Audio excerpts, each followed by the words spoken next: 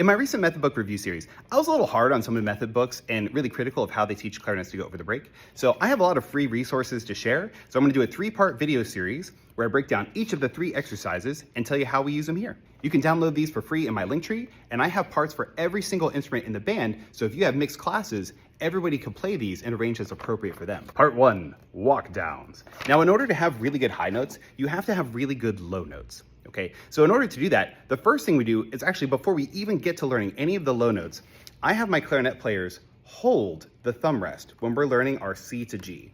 And I have them just hold it. And I know in some Texas schools, they just omit the bottom part of the clarinet and just have them play, which will do every note except C, right?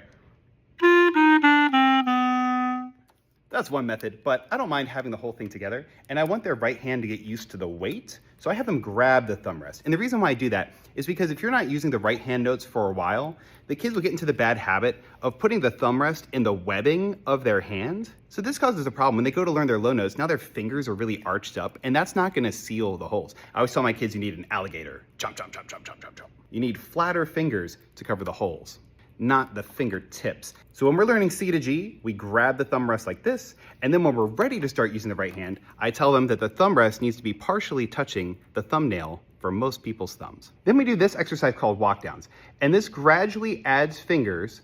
First, just the first 3 fingers, so we go from C down to G, and we have a B flat, so we can keep the fingers in sequential order, but then we do kind of the same thing with the B natural, so they get practice with both.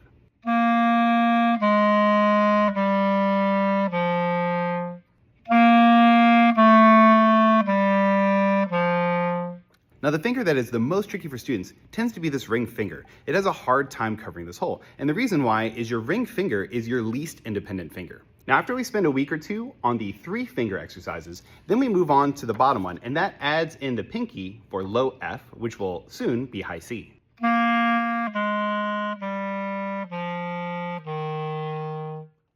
Now, we do these exercises for a while until almost every single student can get a really strong and confident sound in the low range. And what I mean by that is when they're on that low F, it should have a little bit of an edge to it. If it doesn't have a brightness, they're either too loose in their embouchure or there's a leak somewhere, and that's gonna sound like this.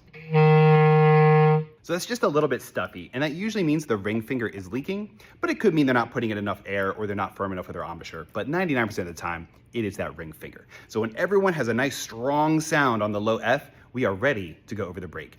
Join us for part 2, where we talk about this exercise, pop-ups, and our introduction to playing over the break. Okay, go download these in the link tree for free, and if it was helpful, drop a like and a follow, and join me for part 2, where we talk about pop-ups.